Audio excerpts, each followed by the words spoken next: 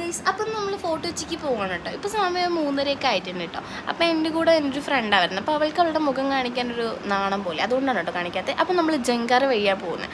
അപ്പോൾ 10 രൂപ കൊടുത്താൽ മതി, മറ്റേതാകുമ്പോൾ ചുറ്റിക്കറങ്ങിയൊക്കെ പോകേണ്ടി വരും നമ്മൾ.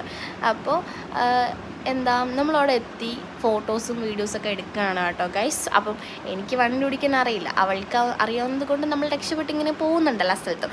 അപ്പോൾ നമ്മളിങ്ങനെ വീഡിയോസൊക്കെ എടുത്ത് ഇങ്ങനെ ക്ഷീണിച്ച് കുറേ സ്ഥലമൊക്കെ കണ്ടുപിടിച്ച് നമ്മൾ ഫോട്ടോ എടുക്കുന്നല്ലേ. ക്ഷീണിച്ച് നമ്മൾ കോണും പിന്നെ മാങ്ങ ഉപ്പിലിട്ടതും ഇങ്ങനെയൊക്കെ കഴിച്ച് ഇത് ഭയങ്കര ടേസ്റ്റായിരുന്നു ഗൈസ്. വീണ്ടും വേണം തൂങ്ങി അങ്ങനെ നമ്മൾ നടന്ന് പോകുന്നേരം വേറൊരു പുള്ളിയുടെ വെച്ചു. പക്ഷെ അത്രയ്ക്കൊന്നുമില്ല, എന്നാലും കുഴപ്പമില്ലായിരുന്നു. ഞാനിങ്ങനെ നമ്മളൊരു ബിരിയാണി കഴിക്കാൻ കയറി വിശന്നിട്ട്.